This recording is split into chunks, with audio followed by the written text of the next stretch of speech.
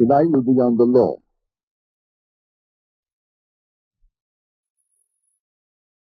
I think you'll find it a very practical evening. But remember, you are the operant power. It doesn't operate itself. But all day long, whether you know it or not, you are operating it. Nothing appears to us in perception which cannot be duplicated in sense. Consequently, the world perceived always resembles our private senses, and is therefore, as far as the evidence goes, imaginal in character. Now here we are trying to find the cause of the phenomena of life. What makes things happen? Why is that one poor and that one rich? Why is that one known and the other unknown? And why is one this and the other that? And yet we are told in Scripture there is only one cause, only one God.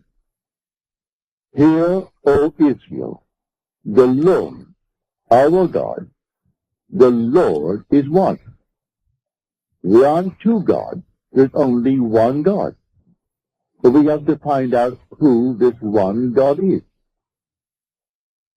If I should speak to you now and say, and speak of your God, the chances are, and you can give it any number you want, 1,000,001 or trillions in one, that hearing the word your God, that your mind will instantly think of someone or something external to yourself. I do not care how you form it, what you will think of God, your God, as external to yourself. But if I spoke of your imagination, I am certain you will think of no one but yourself. Could it be that your imagination is the God of Scripture? If you read Scripture carefully, you will find that it is. There's only one creative power. We are told in the 32nd chapter of the book of Deuteronomy that I, even I, am He, and there is no God beside me. I kill, I make alive, I wound, I heal, and there is none that can deliver out of my hand. From this we see that the creative power of the world, the creator of the world, is like pure imagining in ourselves. He works in the very depths of our soul, underlying all of our faculties, including perception. But he streams into our surface life, least disguised, in the form of productive senses. For you see anything here through your senses. Shut your eyes, close your senses completely, and you can reproduce it in pencil. Does it teach me anything? Well, I'll tell you, it'll teach you everything, if you'll believe it. If I can get you to accept the true God, the only true God, which is your own wonderful human imagination. Does Scripture teach it really? Yes, Scripture does. And the word of the Lord, the word translated Lord, is the Hebrew Yod, He, Vav, He. It's not sounded, so if you do try to sound it, then we translate it as the Lord, and sometimes Jehovah, and sometimes they'll translate it, which they shouldn't, say as God. But the Lord, yes. The word Jehovah, yes. Well, the word Jesus begins Yod He Vav. So here we find the same root in the word Jesus. Therefore they call him the Lord. And the word of the Lord came to Jeremiah, saying, Arise, and go down to the potter's house, and I will let you hear my word. So I went down to the potter's house, and there he was, working at his wheel, and the vessel in his hand was spoiled, that he was making of clay. But he reworked it into another vessel, as it seemed good to him to do. Well, the word potter, you think in terms of a man. I know in little Barbados, where I was born, I would go up to the potter's field. And there he was, working these things out of clay. Things where we would put the normal water into it, and in some strange way, it chilled. You could always depend upon a nice cold glass of water if poured from what we called the month. It was a thing made of clay, had a little clay top, and an open thing like a huge big teapot, but made of clay. In the hottest moment of the day, if you poured it from that clay, it was always nice and cold. And so I could see him now form the entire thing with his hand. But in Scripture, the word potter means imagination. You'll find what I've just quoted in the 18th chapter of the book of Jeremiah. You'll also find it in the 64th chapter of the book of Isaiah. Thou art our Father, our potter. Who is the Father? Well, the Lord. Well, the true translation of the word Lord, which is Yod He Vav He, is I am. If I should go to the people of Israel and say to them, the God of your father sent me unto you, and they ask me, what is his name? What shall I say? Say to them, I am. That is who I am. Say to them, I am has sent me unto you. Not the Lord has sent me unto you, or Jehovah has sent me unto you, or Jesus has sent me unto you, for these always takes the mind outside of self. But say to them, I am has sent me unto you.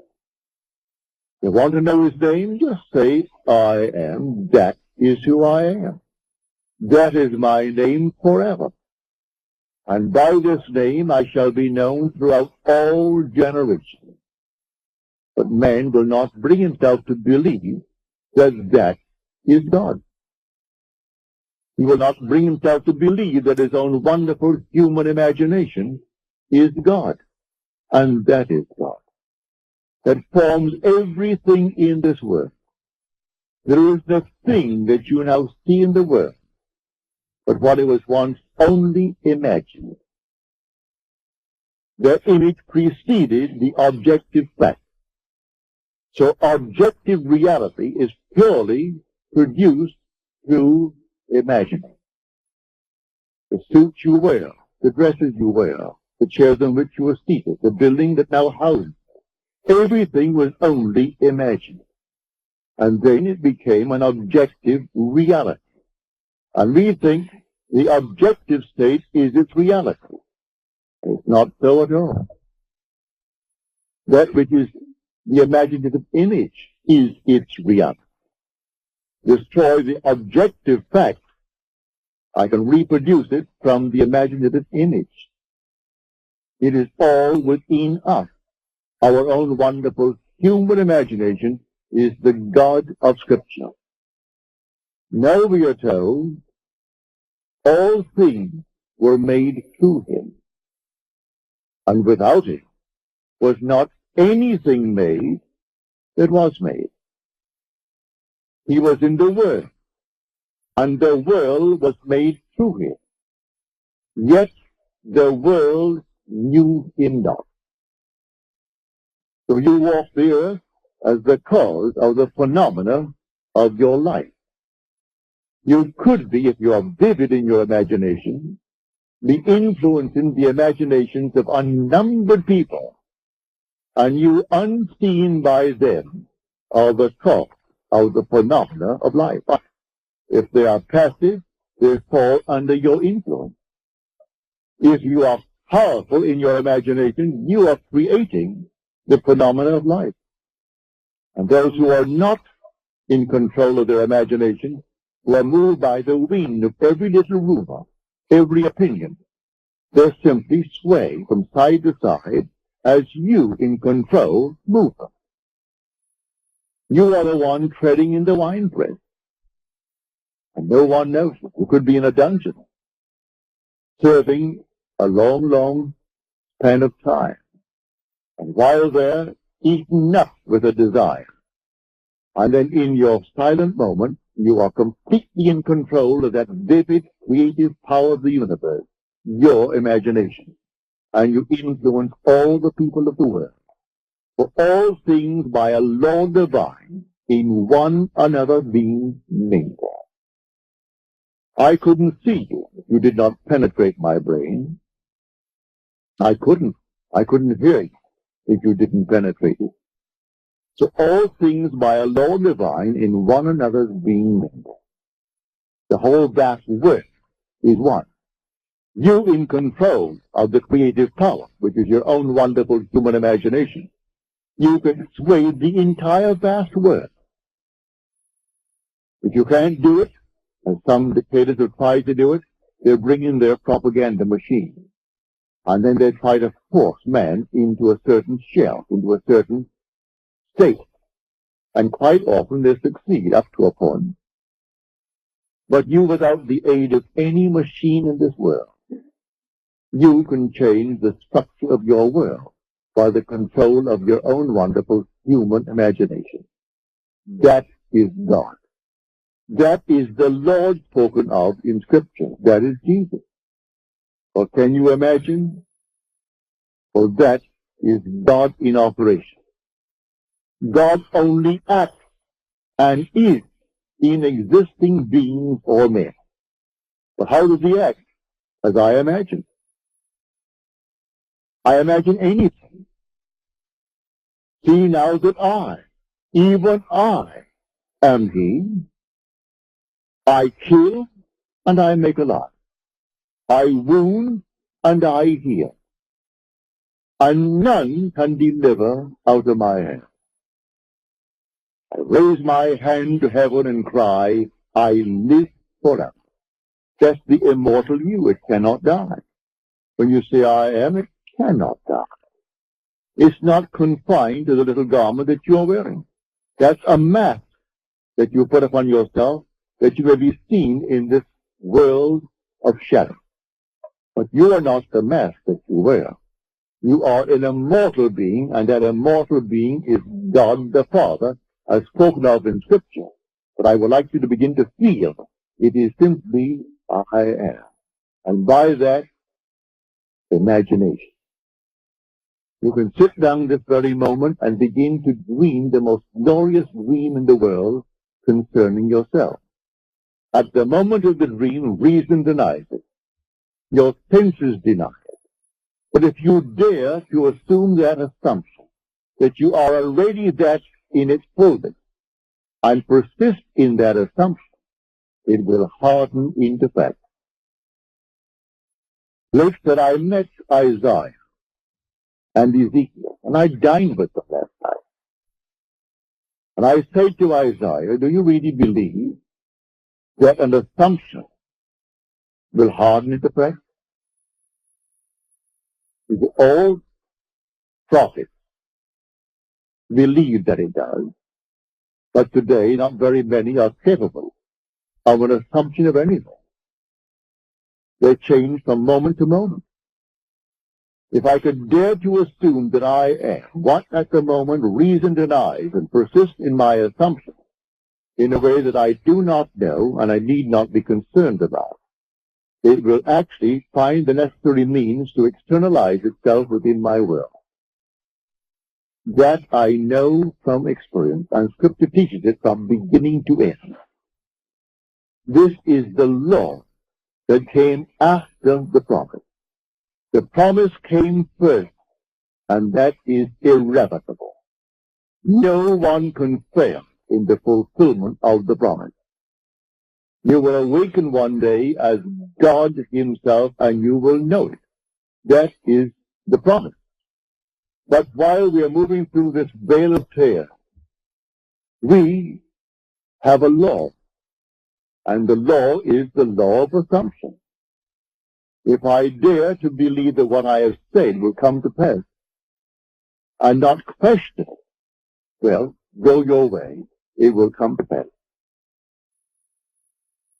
Here's a simple thing. My father, in a little tiny island, it's only 21 miles long by 14 wide. That's where I was born. He is not a brilliant mind. He's gone from this world at the age of 85. His time was up and he departed. He had no formal education, very little education. The war came, the First World War came to an end in 1918. The boys began to return in 1990. Now, these troop ships came in bringing back the boys from Europe and from North Africa.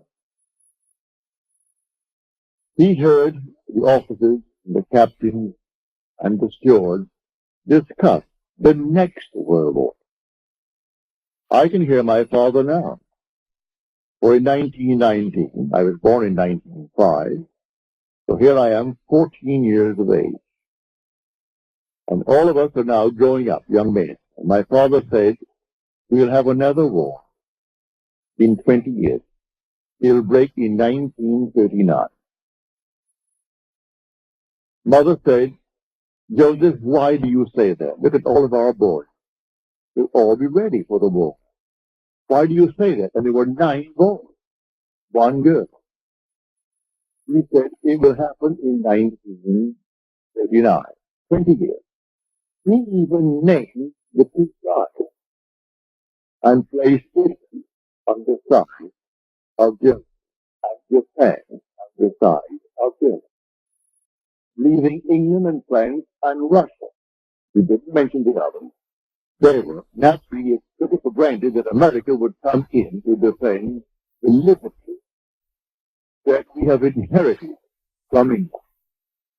What we now call the Bill of Rights. All this is part of the foundation of that English-speaking word.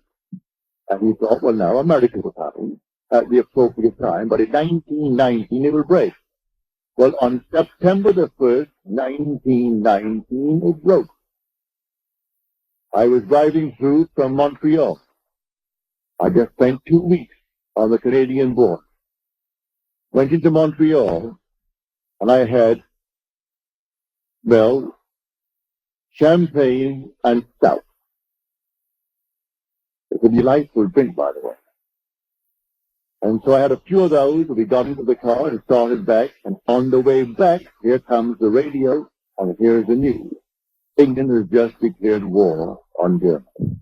Germany moved on Poland, England had a treaty and declared war. That was September 1990. Now, my father was not a prophet, but he firmly believed in his assumption. He was treading the winepress in this tiny little island called Barbados, 21 miles long by 14 at its widest point. So you don't have to be in a palace. You don't have to be in the White House.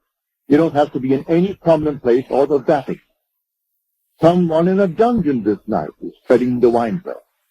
And who knows what's going to happen when she has tread the winepress.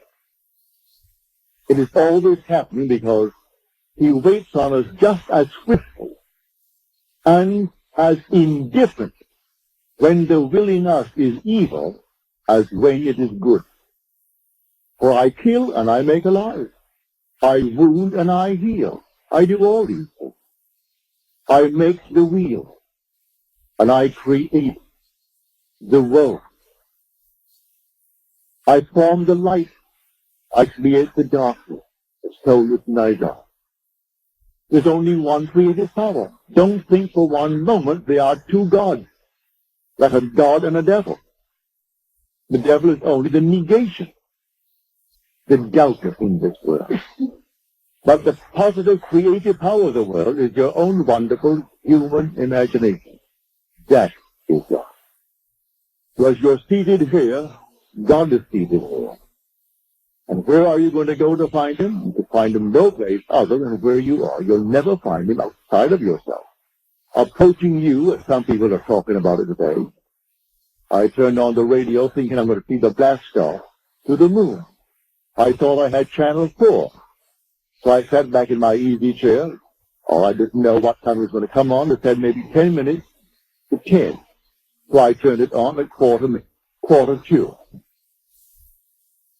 Here comes this so-called prophet. He's from Australia.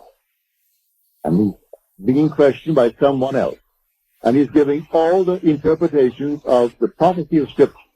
And I wonder, is this an insane asylum or something?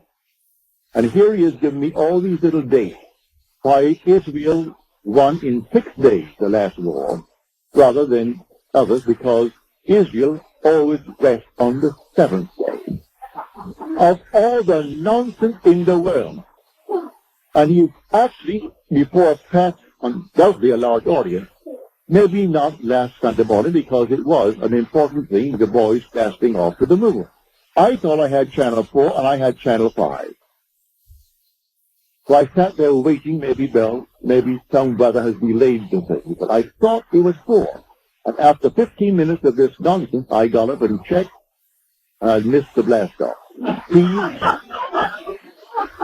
Completely gone. Luckily, it was a replay, so they replayed it later, and I saw the blast off. And this goes on every Sunday morning, and then they call him an authority, and he's so smiled, he so loves that. You are an authority on the Bible. Well, you never heard this nonsense in your life. Well, that is it. I'm telling you of the true God. God became as we are, that we may be as he is. And that God is your own wonderful human imagination. So when you say, I am, that's God. There is no other God. He literally became as we are. Our every breath is the breath of God. But he does not in any way interfere with this level of awareness and compel us to be good, compel us to be kind, compel us to be anything. We can exercise the talent, no matter what mistakes we make, what horrors we make in this world, and we have done it, and are still doing it in this world. And who suffers? Only God suffers. But you say, but I am suffering. That's his name. Forever and forever, he has no other name. It's not Jehovah. It's not the Lord. It's not Jesus. It is simply I am. That is the Father. So I'm telling you tonight, if you really believe it, you can start now, this night, and change the world in which you live. Start with your own environment. What would it be like if it were true that I am now the man that I would like to be, or the woman that I'd like to be, and then simply define it as clearly, for the word potter simply means to mold into a form. The first definition is imagination. It means to resolve. It means to determine. So you're determining a certain state in your world. A resolution now. I resolve to be, and you name it. Not based upon the evidence of your senses, or what reason dictates, but a wish on your part. As we are told in Shakespeare, it has been taught us from the primal state that he which is was wished until he were. And so, he is now a reality in my world. He began only as a wish. I am the man I wanted to be. It began as a wish. My father became the success that he was when he departed this world. It began as a wish. He didn't have one penny in this world. He went to a school, and what do you think the charges were? A penny a week. The British penny being 2 cents. It was 2 halfpennies, 1 penny. A penny a week. Many a week, his father being a very, very heavy drinker, couldn't find the penny to pay that fabulous scholastic fee. But he came out and started without a decent education, but he had a dream. And he always had the dream. When he was toppled from a small little partnership, 2 of my brothers went to see the 3 men who actually maneuvered the entire thing. And they asked, why? What happened to Daddy? Why did this thing happen? You know what one of them said to my 2 brothers? You gotta throw your hat too high. Well, you can't throw it high enough, right? Who in this world is more entitled to any exalted state than you, when housed within you is the only God? So they said, you gotta throw your hat too high. He wanted us to always remain based upon the level where my parents began in this world. That was not my father's dream. So the partners all died working for other people at small little salaries. And my father died working only for himself and his son at the age of 85, and left 10 children, each financially independent. So they threw the hat too high. If he had lived longer, he'd have thrown it even higher. That was my father's dream. So do not let anyone tell you to be satisfied with this, that, or the other. It is the God in you that gives you desire. You wouldn't eat tonight if you didn't have a desire. And who is desiring? It is God desiring. Desiring constantly to transcend himself. And so tonight, you dream noble dreams.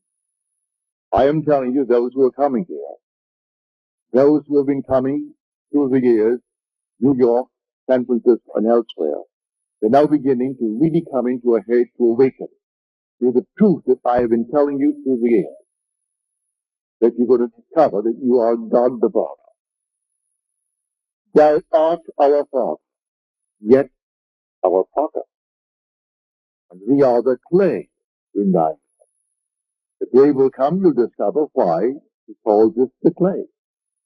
We are emotional filters, and we bear the mark of our prevalent emotions. And he allows these marks, good, bad, or indifferent. He does not in any way dictate what I should entertain as a thought. All right, entertain it. So I want to feel sorry for myself and go out and eat worms. Go and eat the worms. Have some more. That's exactly what he does to all of us. No compassion whatsoever. Not to think for one moment that he's going to stop you in the act. He allows you to completely run your own world, if you will, and make all the mistakes in the world. Thou hast delivered us into our iniquity. And the word deliver in Greek, in Hebrew, and in Latin means to melt. He has melted us and melted us into our iniquity. So we are so much a part of it, we can't even separate ourselves from these infirmities. He allows us to be delivered right into our iniquity. As told us in the 64th chapter of the book of Isaiah. Read it carefully, and you'll see the vision that possessed these men who were qualified to hear from the depths of their own soul. But they heard it as adumbration. Then came the understanding of these shadows, these foreshadowing. And the day will come that everyone in this world will discover he is God the Father. And because he is the Father, then there must be a Son. And that son is David. David is the Christ spoken of in Scripture. That man doesn't know that yet. I am telling you from experience, I know it. And one day you're going to actually see the Christ who will be with you as the Lord, who is the Father. So David is called not in Scripture, that the Scripture is going to get again. All right. Let me start back. Is it back? Yeah. So I'm telling you, there's only Father and Son in this entire wonderful story. Well then, who then is this David that is the Son? David is the sum total of all the things that the Lord, I am, has played. He is the resultant state. And you've played all the parts, good, bad, and indifferent. Having played all the parts, then the sum total, the resultant state comes out, and there he stands before you. And he is David. David is the resultant state, the Christ, the anointed one of the Father.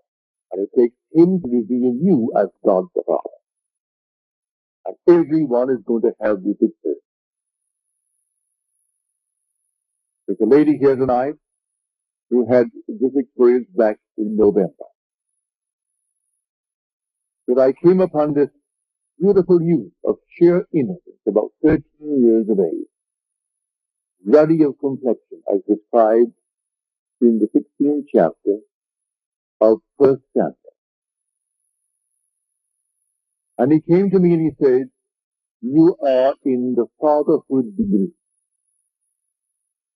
And I said to him, "How do you know?" He said to me, "I know. I know."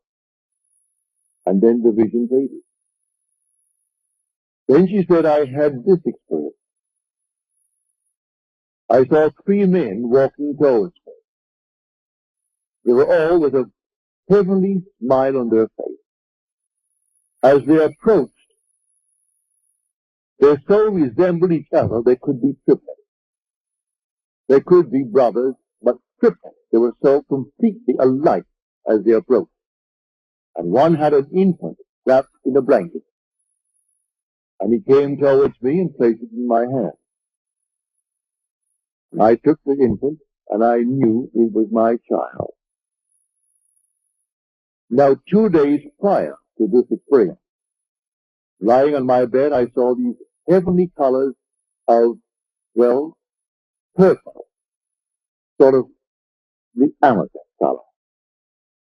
And then as they faded, it formed into the most wonderful, brilliant star.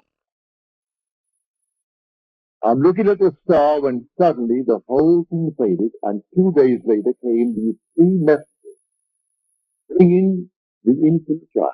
Well, that's told us in the book of Genesis.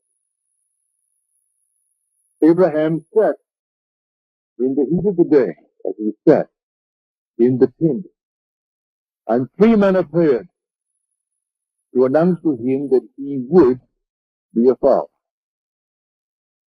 In spite of his advanced years, and Sarah has ceased to be with her after the manner of women. This is all beautiful imagery. It's all you. You are the Abraham.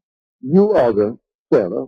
And the Isaac is the child that is given as a sign of your birth from above. And so here she had the most marvelous experience. She knew the child was hers, and 3 messengers so alike they looked like triplets. And then the star that preceded the entire thing by 2 days. And then the youth, he said to her, "You are in the fatherhood degree." And then he asked, "How do you know?" He replied, "I know." And then affirmed it by the second statement, "I know." So I tell you, the law came after the promise. The promise is something that you cannot It's loose. No one can lose it. It will be the most horrible dreamer in the world. And that's all we are anyway, dreaming these fantastic dreams, and some are false. But you cannot lose the promise. You can work the law beautifully up to the extreme. Does not mean in any way you're going to earn the promise. The promise comes in spite of your use of law. But while we're in the world of Caesar, why not understand the law and use it wisely? Every moment of time you must be watchful, aware of what you're imagining. The try to change circumstances before you change your imaginary activity is to struggle against the very nature of things. Because your imaginary activity is actually producing objective reality. And so until I change that which is the cause of the phenomena of life, I'm going to reproduce the same thing in my world. So start tonight to change it by changing the imaginal activity. Here, Fawcett said, and I think it's a very marvelous statement that he made, the secret of imagining is the greatest of all problems, to the solution of which all should aspire. For supreme power, supreme wisdom, supreme delight lies in the far-off solution of this mystery. There are so many facets to it. Here I stand. I say I'm all imagination. But am I really here based upon the evidence of my senses? Can I not block out what my reason and my senses are dictating and be elsewhere? Can I not imagine myself to be elsewhere and view the world from there? Instead of wanting to be there and viewing it from here, which tells me I am not? That's why. You can be any place you want to be in this world. Man must be wherever he is in imagination, for man is all imagination. So I will simply imagine myself to be elsewhere, if that's where I want to be. Or to be other than what I am, if that's what I want to be. And view the world from that assumption. Go forward and prepare the place, because wherever the sole of your foot shall tread upon, the same gave I unto you. Wherever the sole of my foot treads, he gives me. Well, then don't remain here all the time if I want to be elsewhere. And the elsewhere need not be spatial. It could be in a financial manner. It could be in a social manner. It could be in any manner. And so I would dare to trade on a different level. I would dare to assume that I am that which I want to be. I'm treading on it. And I must be wherever I am in imagination, for I am all imagination. Man is all imagination, and God is man, and exists in us, and we in him. The eternal body of man is the imagination, and that is God himself. The divine body we call Jesus is your own wonderful human imagination. And you beat him morning, noon, and night by the misuse of your imagination. He bears all the stripes of man. But he's only your own wonderful human imagination. And he is the immortal you. One day he will awaken in you, not as another, but as you. That these fellows go forward believing that some strange thing is going to happen, and he's going to come out of the clouds and shake their hand. We'll wait forever. When he comes from within, because he is within. Do you not realize that Jesus Christ is in you? Unless, of course, you fail to be prepared. Examine yourself to see whether you're holding to the faith. Jesus Christ is in you. Do you not realize that you are the temple of the Lord and the Spirit of God dwells in you? If he dwells in thee, why look on the outside for him to come? When he comes only to awaken within you, because he's already with us.